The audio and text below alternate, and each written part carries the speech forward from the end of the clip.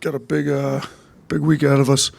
We were in full control over whether we won the regular season up until Saturday. Obviously, disappointing loss to Tennessee, but we've still got a shot. And like I told our guys, even if this is a good life lesson. There's lots of things in life that you can put everything you got into it, and you may not get the results you want, but you still need to put everything you have into it. I kind of talked to him about you may go for a job interview. You have no idea. You could hit it out of the park and do the best you absolutely could and still come up second and not get the job. We could hit it out of the park, go 2-0, still not win the league, but it's still the right thing to do. It shows character, and we have no shot of winning it if we don't come out and go 2-0. So we got to come out ready to play, give it a championship level effort, and let the chips fall where they may with Tennessee's 2 games this week. But I also told him we got to be playing our best basketball. I mean, I talked to him about UConn last year. UConn did not win the Big East. They didn't win the regular season or the tournament, to be honest with you, and came and won a national championship. So, there's things teams are playing for beyond just the one game in front of them. But we've got to get momentum going into March for the SEC tournament, the NCAA tournament, and we need to be playing our best basketball. I thought we made a jump. We just, when we went back and looked at the Tennessee game, there was a 13-minute stretch where we had 21 possessions. We were 1 for 17 on our first shot, field goal attempts with 4 turnovers on those 21 possessions. Our defense needs to be better. We know that. I felt like our offense cost us that game more than anything against Tennessee. So I told our guys we've got the number 1 offense in the country. It needs to look like the number 1 offense in the country every game for the entire 40 minutes. It can't leave us for a 13-minute stretch where we took a bunch of poor shots and had some, bad turnovers. So, we keep stressing defense, and our defense has to get better. I thought our defense was better. We played harder, but our offense left us for over half the second half, and we didn't play very well. So we got to have both going. Championship teams have great offenses and great defenses at the same time. That's where we got to get to. But, Florida's good. Shoot, they almost beat us here. We were down double digits with less than 10 minutes to go and had to come back and get it to overtime. They do a great job on the offensive glass. Hand-Logden had 9 offensive rebounds against us here. We've got to do a much better job with their bigs, keeping them off the boards. Our guards are going to have to get in there and help rebound. Thought we did a pretty good job on our offensive boards. It probably won us the game. And we didn't do a great job of that against Tennessee. So we got to get back to where we're crashing harder and being good on the offensive side with the rebounding as well. But, Clayton's playing well for Florida. He had 27 against us. He's playing really well. Pullen's leading the league, I believe, in assists to turnover, so they got a point guard that doesn't turn it over much and really sets their offense up for them. And then their bigs are tough, physical bigs that can go get rebounds and, do a pretty good job scoring as well. Samuel, I think, leads the SEC in field goal percentage, so they're playing pretty efficient basketball. Yeah, Coach, you kind of outlined some of your messages to the team. Just how do you feel like that's been received in this kind of quick turnaround for the Florida game? Yeah, I think, we laid it out for the guys where we stand, what we have on the table. And then my biggest point was, if you're a high-character competitor, you compete no matter what's on the line. We got to come out and play. I thought practice was good today. Thought the intensity was good. It was short. We didn't – we probably went an hour 20. We didn't go super long, but we didn't practice yesterday. We just, went over video of Tennessee and Florida. But we got one practice in today, and I thought it was good, hard, crisp. I like where our heads are at. I think we'll come out ready to go.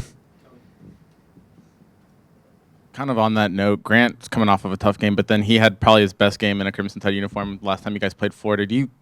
What do you see from him heading into this one, and how can you kind of take what he did last game? Yeah, I mean, it would be great if, you didn't have cheap fouls called on him. I thought those last couple were a little tough. I mean, he's boxing out and ends up on the ground and ends up with a foul on him somehow that, if he can stay out of foul trouble, and he's had, not as bad as Nick and Mo have been, but all of our bigs have had an issue with being in foul trouble. If he can stay out of foul trouble, I think he can have another good game because they typically play two bigs, so one of them's gonna have to guard him, and he's been able to pull him on the perimeter a little bit, and their bigs are good. They're pretty athletic. I don't think any of them are quite as athletic as Grant is, and he's able to get by guys. I thought he played well against these guys. Like you said, it might have been his best game he's had since he's been here. So if we can keep him out of foul trouble, get his confidence rolling.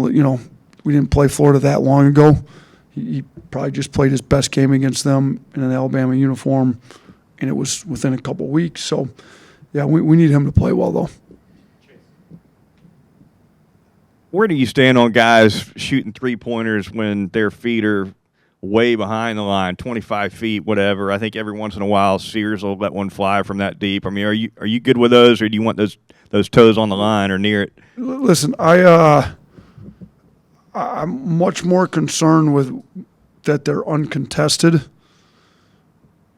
We call them uncontested shrink threes. The defense is shrunk in, kick it out, nobody's contesting it. Than I am how close to the line it is. Like, I thought we took a lot of contested non-shrink threes against Tennessee, and that was an issue.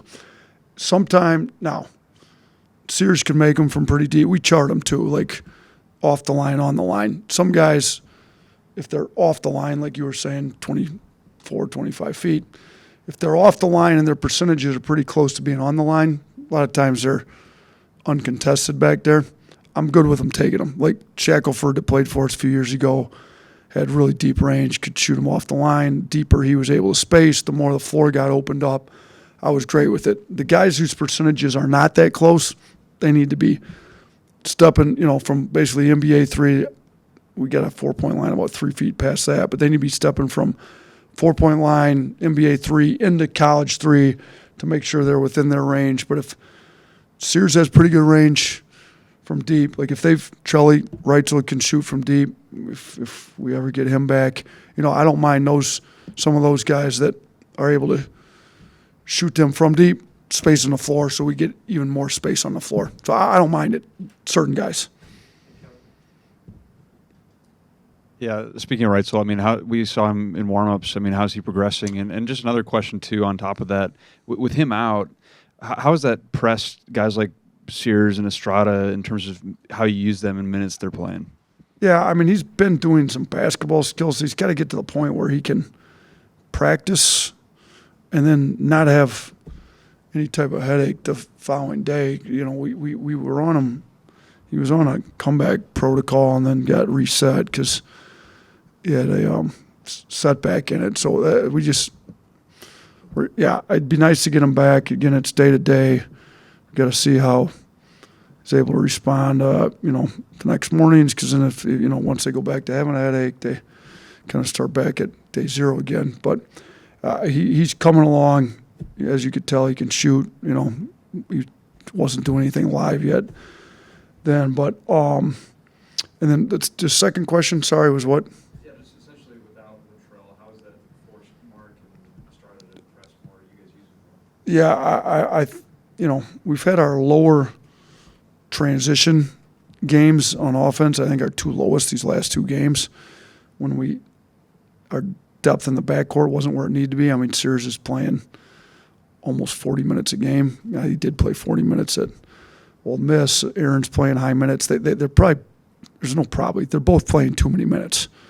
Like, we need to get a little bit better rotation. Ryland probably played too many minutes. He's a guy that needs to be fresh. When he's fresh, he's really good. He's taking good shots, getting to the old board. So, we need Sam and Davin to probably give us a few more minutes and play well for us to kind of get those guys a little more rested to keep the, we got to keep the pace up, keep our foot on the gas, if you will, because we haven't been playing as fast as we'd like these last two games.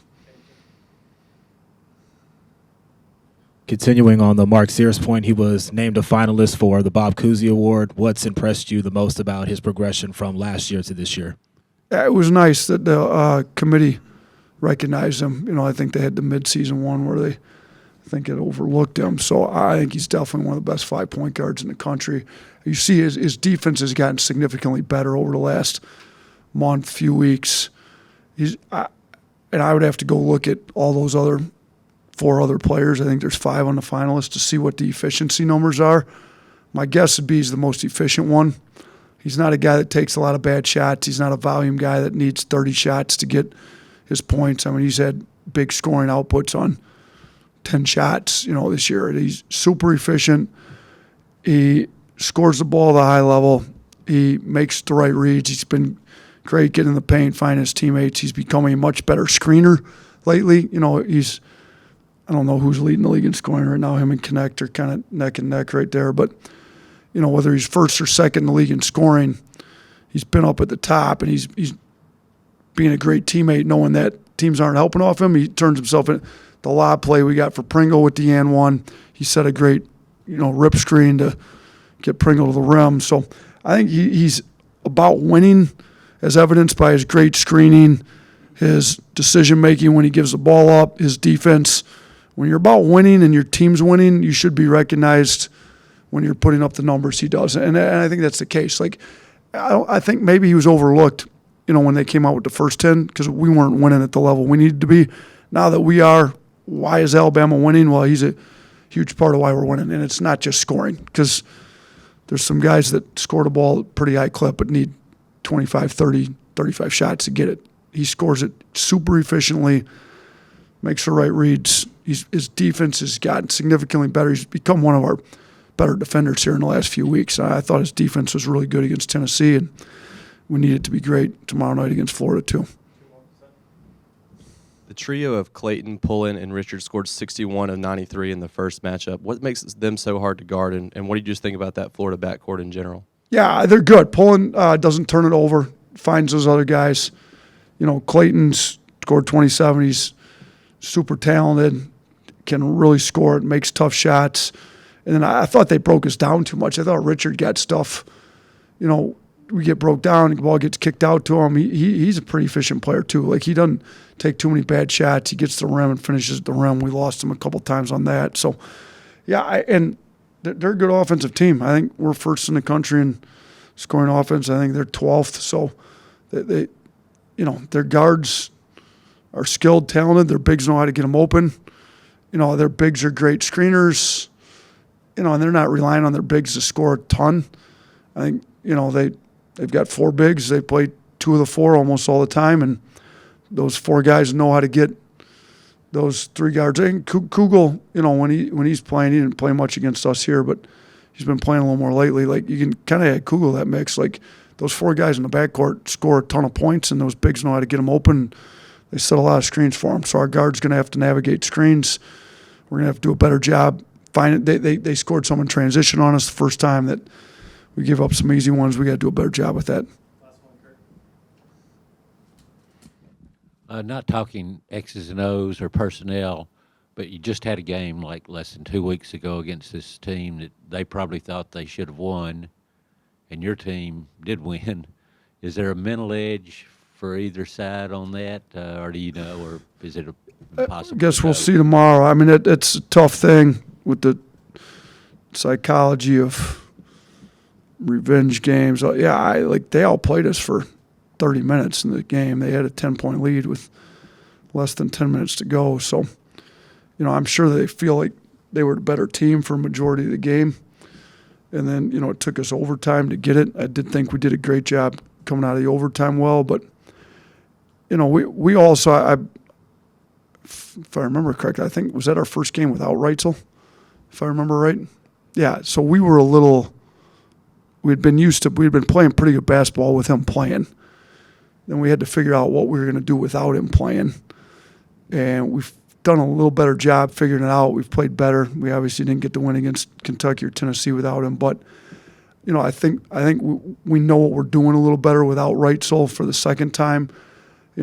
Cosby wasn't really playing back then. He's got more confidence. He's playing well. We can get a little bit better rotation in the backcourt with Cosby playing. So, I think we'll be better.